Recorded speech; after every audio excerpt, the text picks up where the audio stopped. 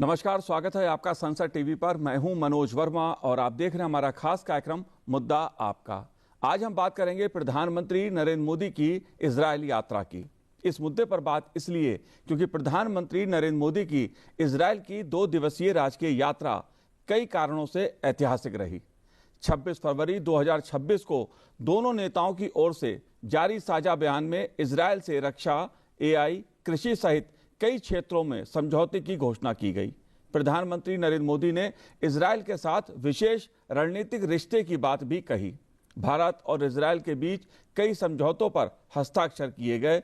दोनों देशों ने नवाचार और सांस्कृतिक आदान प्रदान सहित 27 समझौता ज्ञापनों पर सहमति जताई। प्रधानमंत्री नरेंद्र मोदी ने घोषणा की कि भारत और इजरायल के बीच एक लाभकारी मुक्त व्यापार समझौता एफटीए को जल्द ही अंतिम रूप दिया जाएगा। प्रधानमंत्री नरेंद्र मोदी ने गाजा शांति योजना का विशेष रूप से स्वागत किया। उन्होंने कहा कि भारत ऐसी पहलों का समर्थन करता है जो क्षेत्र में स्थिरता लाने का लक्ष्य बनाती हैं।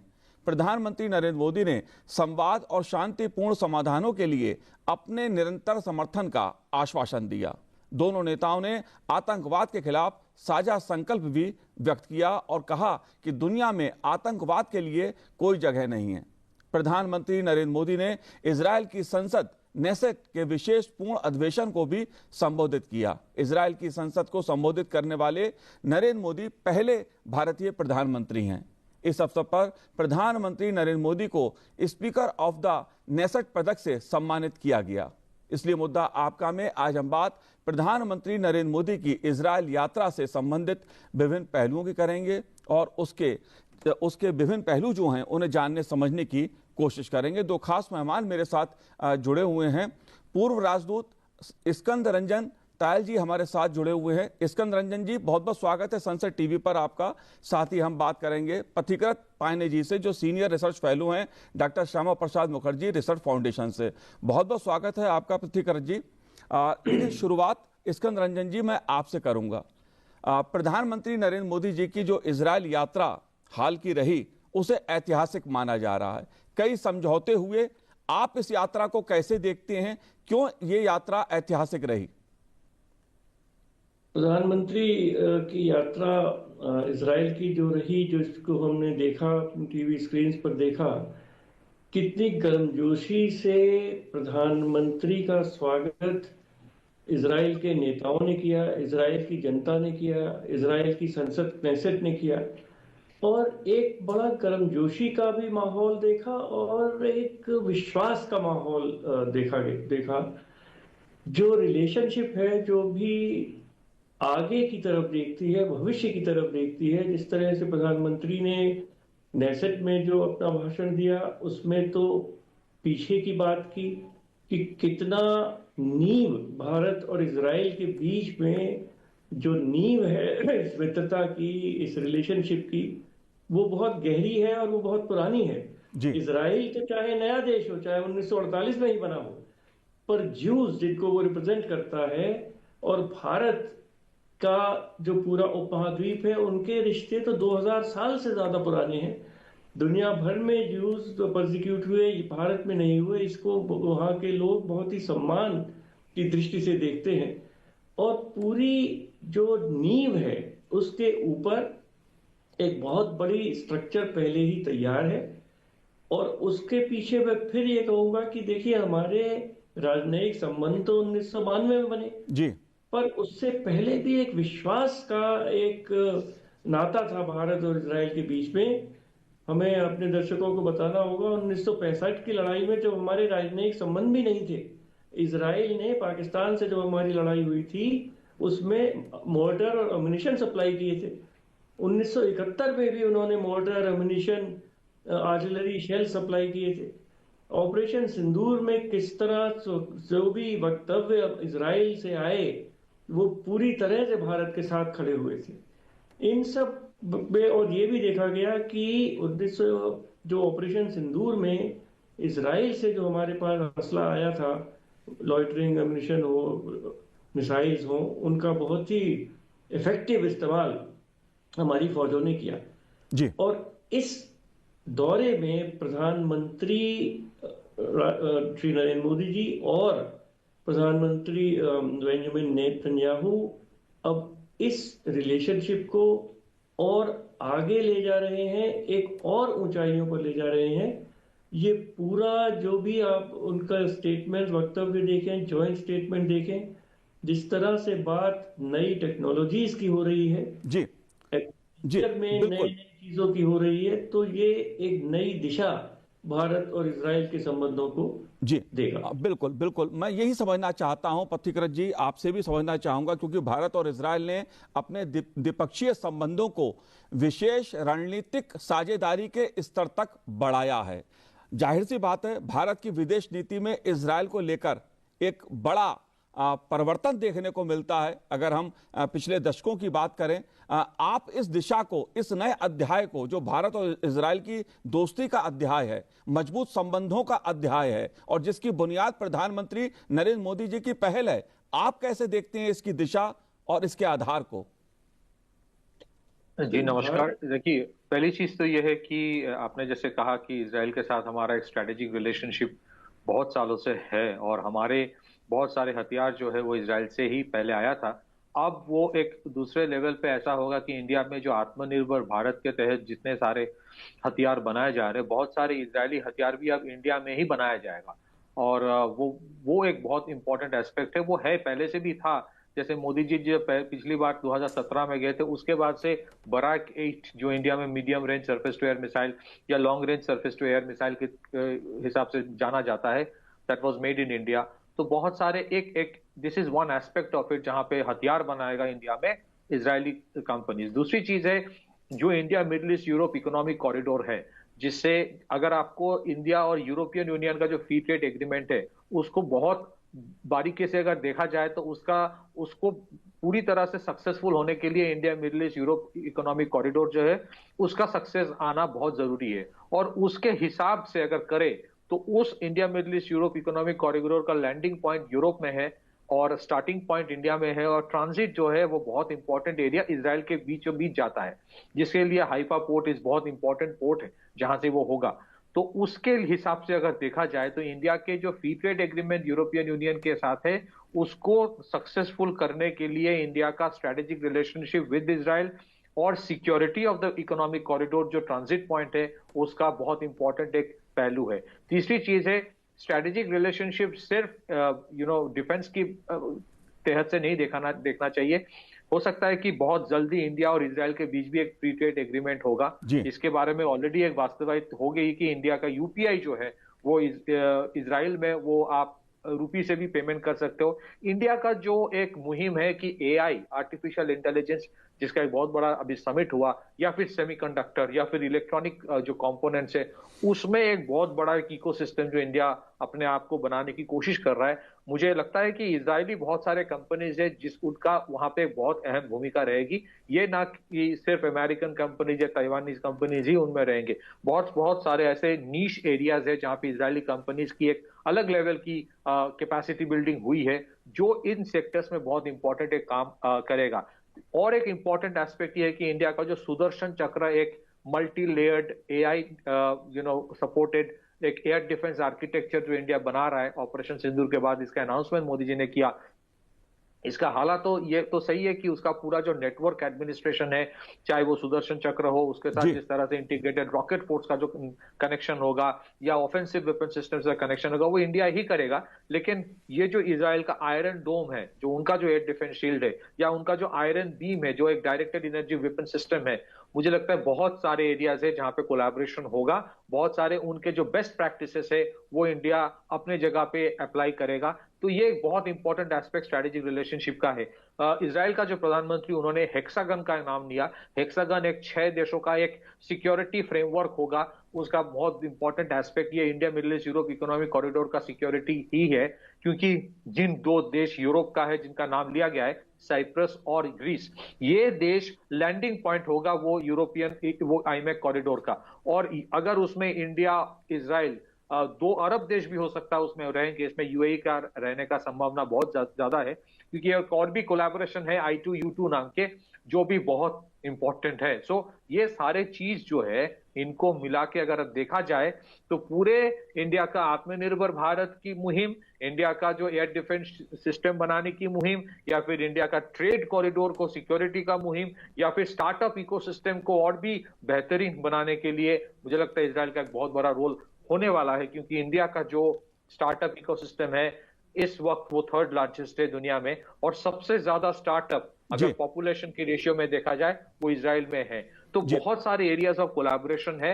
और एक बहुत इंपॉर्टेंट एस्पेक्ट में जस्ट 10 सेकंड लूंगा, अभी जो ईरान में जो एक जंग की सिचुएशन दिखने में आ रहा है, वहां पे ताकि इंडिया का जो ट्रांसपोर्ट कॉरिडोर है, जो सप्लाई चेन से इंडिया में तेल आता है, ताकि उस पे ऊपर कोई इंपैक्ट ना आए, तो इसके लिए भी इजराइल का एक बहुत बड़ा रोल होने वाला है। जी बिल्कुल, बिल्कुल इस पहलू को भी मैं समझने की कोशिश करूंगा, लेकिन आतंकवाद के मुद्दे पर स्कंद रंजन जी, दोनों देशों ने साझा संकल्प व्यक्त किया है कि दुनिया में आतंकवाद के लिए कोई जगह नहीं है और भारत और इजराइल मिलकर आतंकवाद का मुकाबला करेंगे, लड़ेंगे। इस संदेश को आप कैसे देखते हैं?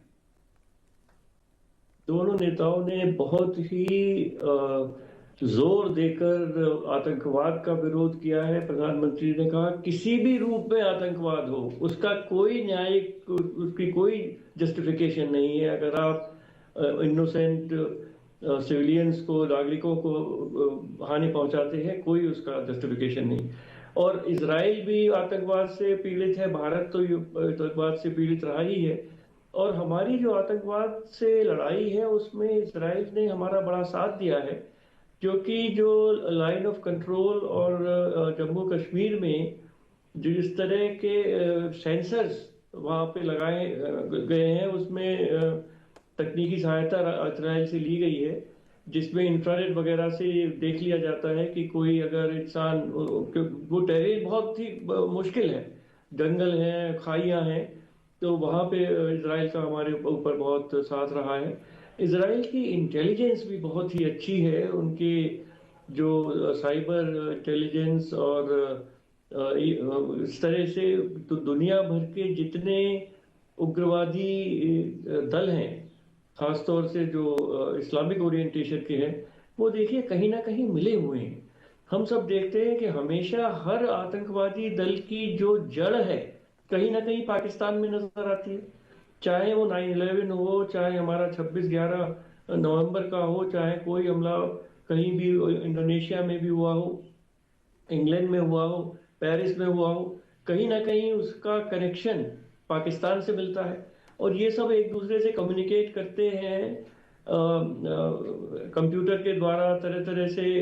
उस वक्त में इजराइल के ऊपर के साथ बहुत अच्छा एक इंफ्रास्ट्रक्चर है, एक्सपीरियंस है जी। और वो भारत के साथ साझा करने के लिए भी तैयार है। मैं समझता हूँ कि भारत और इजराइल की रणनीति इस आतंकवाद से लड़ने के लिए बहुत ही साथ मिलकर काम करने से दोनों देशों की रक्षा में बहुत ही अधिक सहयोग मिलेगा। जी, जाहिर तौर पे आतंकवाद के मुद्दे पर भारत और इजराइल का साझा संकल्प दरअसल पश्चिमी एशिया में शांति और स्थिरता सीधे भारत की सुरक्षा से जुड़ी हुई है। जाहिर तौर पर आतंकवाद को लेकर दोनों देशों का एक सा रुख है। मैं आपसे जानना चाहता हूं पथिकृत जी, अगर बात हम इजराइल से संबंधों की करते हैं, जाहिर तौर पर टेक्नोलॉजी की बात होती है, कृषि क्षेत्र में सहयोग की बात की जाती है। इन दोनों मुद्दों को, डिफेंस के मुद्दे पर दोनों के बीच विचारों का आदान प्रदान भी हुआ, समझौते भी हुए। आप जो 27 समझौते हुए हैं भारत और इजराइल के बीच, उसमें कौन सा समझौता सबसे ज्यादा अहम कहा जाएगा? हालांकि सभी समझौते दोनों देशों के हिसाब से महत्वपूर्ण हैं। आप कैसे देखते हैं इन 27 समझौतों को? देखिए, 27 समझौते जो हुए हैं, अगर आप 2017 की समझौतों को देखेंगे तो एक कंटिन्यूटी बहुत सारे एरियाज में है, और ये कंटिन्यूअस प्रोसेस है। जैसे ड्रिप इरिगेशन या वाटर मैनेजमेंट में वाटर कंजर्वेशन एक बहुत इंपॉर्टेंट एरिया है, जहां पे इंडिया और इजराइल का बहुत बड़े लेवल का कोलैबोरेशन है। ड्रिप इरिगेशन जो कॉन्सेप्ट है, जहां पे पानी की बहुत प्रॉब्लम होता है, तो वहां पे किस तरह से खेती की जाती है, उस चीज में इजराइल ने बहुत एक इंपॉर्टेंट लेवल का अचीवमेंट उनका है। तो वो इंडिया में वो वाला जो चीज है वो बेस्ट प्रैक्टिसेस उसका एक बहुत बड़ा इम्पैक्ट होगा। दूसरी चीज है कल्चरल जो कोऑपरेशन है। प्राइम मिनिस्टर मोदी ने नेसेट में जो उनका भाषण था उसमें बहुत सारे ऐसे हस्तियों की नाम लिया जो हमारे फिल्म इंडस्ट्री में उनका किरदार निभाते रहते हैं, उनका बहुत नाम है, जो जूइश ओरिजिन के हैं, जैसे उन्होंने नाम लिया डेविड जी का। तो ऐसे ये जो कल्चरल कोलैबोरेशन और कोऑपरेशन है वो बहुत इंपॉर्टेंट है, क्योंकि एक बहुत बड़े तादाद में इजरायलीज जो है वो इंडिया आते हैं। आपने जो दो या 3 साल का जो मिलिट्री कंस्क्रिप्शन उनके देश में है, मैंडेटरी मिलिट्री सर्विस, उसके बाद कह सकते हैं कि डिटॉक्सिफिकेशन के लिए या इंडियन कल्चर को जानने के लिए वो यहाँ पे आते। कल्चरल कोऑपरेशन या कोलैबोरेशन एक बहुत इंपॉर्टेंट एस्पेक्ट है। तीसरी चीज है कि टेक्नोलॉजिकल डेवलपमेंट जो एस्पेक्ट है, इंडिया और इजराइल का आज जो रिश्ता है वो सिर्फ क्लाइंट और सर्विस प्रोवाइडर का नहीं है। ये नहीं है कि सिर्फ हम सिर्फ खरीद रहे हैं और सिर्फ वो बेच रहे हैं। इसका एक बहुत बड़ा जो इशू है वो ये है कि आज जॉइंट डेवलपमेंट ऑफ सिस्टम्स हो रहा है। वो सिर्फ डिफेंस के क्षेत्र में नहीं, बहुत सारे इजरायली कंपनीज है जो यहाँ पे स्टार्टअप्स बना के कोलैबोरेट करके काम कर रहा है। जो चौथी चीज है एजुकेशन के लेवल पे, अगर आप देखें उस तरह के जो MOU साइन हुए हैं, वो collaboration for interdisciplinary research, that is a very important thing जिसके ऊपर हमें ध्यान देना चाहिए। क्योंकि इजराइल का जो यूनिवर्सिटीज है, वो चाहे वो तेल अवीव यूनिवर्सिटी हो या बहुत सारे दूसरे यूनिवर्सिटीज हो, बहुत सारे इंडिया के पोस्ट डॉक्टरेट लेवल पे रिसर्चर्स इजराइल जाके पढ़ाई करते हैं।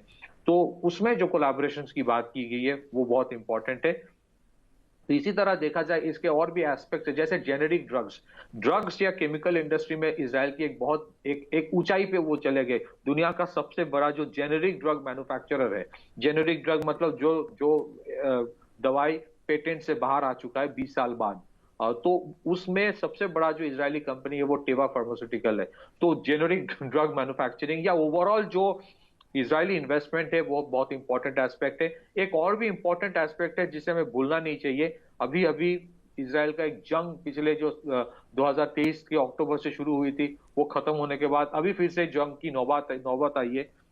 लेकिन इजराइल की जो कंस्ट्रक्शन है, रिबिल्डिंग ऑफ द सोसाइटी है, या उन पे जो वर्क फोर्स है, उसमें वो भी चाहते हैं कि इंडियन कंपनीज इजराइल में इन्वेस्ट करे, ना कि सिर्फ हम चाहते रहे कि इजरायली जहां इन्वेस्ट करे। तो वो भी उम्मीद लगा के बैठे कि बहुत सारे इंडियन कंपनीज इजराइल में इन्वेस्ट करेंगे, और बहुत बड़े तादाद में अभी इंडियन एक वर्क फोर्स है जो इजराइल में जाके कंस्ट्रक्शन का काम कर रहा है, बहुत सारे चीजों में काम कर रहा है। इंफ्रास्ट्रक्चर सेक्टर में वो चाहते हैं कि इंडिया और आके इंडियन कंपनीज वो इन्वेस्ट करे। अगर आप देखें जो हाइफा पोर्ट है, हाइफा पोर्ट जो इजराइल का एक बहुत ही अहम पोर्ट है, उसका जो ऑपरेशंस जो है वो उन्होंने अदानी को दे दिया है कि अदानी ग्रुप की अलग लेवल की कैपेसिटी है पोर्ट चलाने में। सो ये सारे जो चीजें हैं, चाहे वो इकोनॉमिक हो, चाहे वो इंडस्ट्रियल हो, चाहे वो साइंटिफिक रिसर्च हो, चाहे वो डिफेंस हो, चाहे वो ट्रेड हो, ये सारे इस चीजों के ऊपर जो कोलैबोरेशन MOU साइन हुआ है, मुझे लगता है हर एक की अलग अलग इंपॉर्टेंस है। लेकिन मुझे लगता है कि बहुत जल्दी एक फ्री ट्रेड एग्रीमेंट इजराइल और इंडिया के बीच भी होगा, जिसके ऊपर हमें नजर रखना चाहिए। बिल्कुल जो समझौते हुए हैं, दरअसल वो भारत और इजराइल के बीच संबंधों का एक नया अध्याय शुरू कर रहे हैं। लेकिन स्कंद रंजन जी, मैं आपसे जानना चाहता हूं, क्योंकि प्रधानमंत्री नरेंद्र मोदी जी ने गाजा शांति योजना का स्वागत किया और उन्होंने कहा कि भारत ऐसी पहल का समर्थन करता है जो क्षेत्र में स्थिरता लाने का लक्ष्य बनती हैं। इस संदेश को आप कैसे देखते हैं? देखिए, इसमें 2 आयाम हैं जो हमारे दर्शकों को समझने चाहिए जी। एक, भारत की जो विदेश नीति है, अब वो कोई हाइफनेशन उसमें नहीं है। चाहे वो US रशिया हो, चाहे इजराइल पैलेस्टाइन हो, हम हर देश के साथ अपने संबंध उस देश के साथ जो भी हमारा इंटरेस्ट होता है उसके ऊपर निर्भर रखते हैं और उसी के हिसाब से अपने संबंध रखते हैं। ये नहीं सोच और जिसका जो भी पक्ष है, जिसके जो भी इंटरेस्ट है, उनको हम पूरी तरह से ख्याल में रखते हैं। तो पहली बात ये है कि कुछ लोगों ने कहा कि इजराइल गए और पैलेस्टाइन नहीं गए प्रधानमंत्री, पर प्रधानमंत्री ने नेसेट में भी बड़ा क्लियरली कहा कि भारत एक न्यायपूर्ण और स्थायी शांति के लिए पूरे उस क्षेत्र में हमेशा से साथ खड़ा हुआ है। दूसरी चीज, उन्होंने जो नेसेट में जो अपना भाषण दिया उसमें उन्होंने बड़ा क्लियरली कहा कि ये भारत जो गाजा पीस इनिशिएटिव जिसका कि संयुक्त राष्ट्र संगठन का जिसको समर्थन प्राप्त है, संयुक्त राष्ट्र सिक्योरिटी काउंसिल का समर्थन प्राप्त है, उसके पीछे पूरी तरह से खड़ा हुआ है। और क्योंकि इसमें एक आशा दिखती है कि एक जस्ट एंड ड्यूरेबल पीस, ये शब्द प्रधानमंत्री ने कहा कि जो भी वहां शांति हो वो न्यायिक हो, जस्ट हो, अनफेयर ना हो और ड्यूरेबल हो। देखिए कई बार शांति समझौते वहां पर हुए हैं जो साल डेढ़ साल बाद वो फिर कोलैप्स कर जाते हैं और फिर जो वो इलाका है पैलेस्टाइन का और इजराइल का वो फिर युद्ध की चपेट में आ जाता है। तो स्थायी शांति के लिए भारत हमेशा खड़ा हुआ है और उन्होंने कहा कि जो भी बातचीत वहां चल रही है, गाजा बोर्ड ऑफ पीस का भी उन्होंने समर्थन किया कि भारत उसको भी आइडिया को समर्थन करता है। पर और ये उनकी आशा है कि ये पैलेस्टाइन जो इशू है उसको भी एड्रेस करेगा, उसको भी किसी निर्णायक स्थिति पर ले जाएगा। तो भारत ने एक बहुत ही, प्रधानमंत्री ने अपना जो पक्ष रखा वो बहुत फेयर है, जस्ट है और उस पूरे क्षेत्र की किस तरह से शांति बने और बनी रहे, एक स्थायी शांति वहां पर हो, उसकी तरफ अपने उन्होंने एक पुश दिया, उसकी तरफ एक अपना समर्थन किया। जी, जाहिर सी बात है इजरायल में प्रधानमंत्री नरेंद्र मोदी जी ने वैश्विक शांति और स्थिरता का जो संदेश दिया है, दरअसल वो भारत का लोकतंत्र का संदेश है और उसकी झलक इजरायल की संसद में भी देखने को मिली। पथिकृत जी, मैं आपसे जानना चाहूंगा क्योंकि ये ऐतिहासिक क्षण रहा, गर्व की बात है देश के लिए, क्योंकि प्रधानमंत्री नरेंद्र मोदी ने नेसेट के विशेष पूर्ण अधिवेशन को संबोधित किया और इजरायल की संसद को संबोधित करने वाले पहले भारतीय प्रधानमंत्री हैं। इतना ही नहीं, प्रधानमंत्री नरेंद्र मोदी को स्पीकर ऑफ द नेसेट पदक से सम्मानित किया गया। भारत लोकतंत्र की जननी है, प्रधानमंत्री नरेंद्र मोदी जी ने संदेश दिया। इस सम्मान को जो इजरायल की संसद में भारत के प्रधानमंत्री का हुआ, इसको आप कैसे देखते हैं? क्या संदेश है इसका, क्या मायने हैं इसके? देखिए, इजराइल जो है ना, वो भले ही एक ज्योग्राफिकली अगर देखा जाए तो छोटा देश है, लेकिन उनका अपना एक सभ्यता है, एक सिविलाइजेशनल नेशन स्टेट है। ठीक उसी तरह इंडिया जो है, India was not born in 1947। India का अपना एक प्री हिस्टोरिक जो डिफाइंड हिस्ट्री है, उसके भी पहले का एक बहुत बड़ा एक सिविलाइजेशनल हिस्ट्री है। तो वो दो सिविलाइजेशनल नेशन स्टेट की अपनी एक अलग लेवल की रिश्ता होता है। और ये जो दर्शाया गया इजराइल के जो नेसेट में कि वहां पे उनके जो लीडर ऑफ द ऑपोजिशन है इजरायली पार्लियामेंट के, वो भी आके संबोधन दिया, उन्होंने भी अपना रिस्पेक्ट दिखाया प्राइम मिनिस्टर मोदी को। तो ये जो इंपॉर्टेंट एस्पेक्ट है कि इजराइल जो आज इजराइल के साथ जो इंडिया का रिश्ता है, या इजराइल में जो इस सम्मान भारतीयों की है या भारत के प्रधानमंत्री को दिखाया गया, वो बाई पार्टीजन है। मतलब वो कोई स्पेसिफिक पॉलिटिकल पार्टी का नहीं है, वो सबका है, वो पूरे देश का है। तो एक वो इंपॉर्टेंट एस्पेक्ट है जो कभी किसी को भूलना नहीं चाहिए। इजराइल जो है एक देश, इस तरह के आप सोचिए कि जिस तरह की वो एक सिक्योरिटी एनवायरनमेंट में वो देश उभर के आया है, इतना थ्रेट है चारों तरफ, लेकिन उसके बावजूद जिस तरह से वो डटे रहे, जिस तरह से वो अपना इनोवेशन करते रहे, जिस तरह से वो अपना एक टेक्नोलॉजिकल सुपीरियोरिटी का एक जो मुकाम उन्होंने हासिल किया है, वो हमारे लिए भी एक गर्व की विषय है।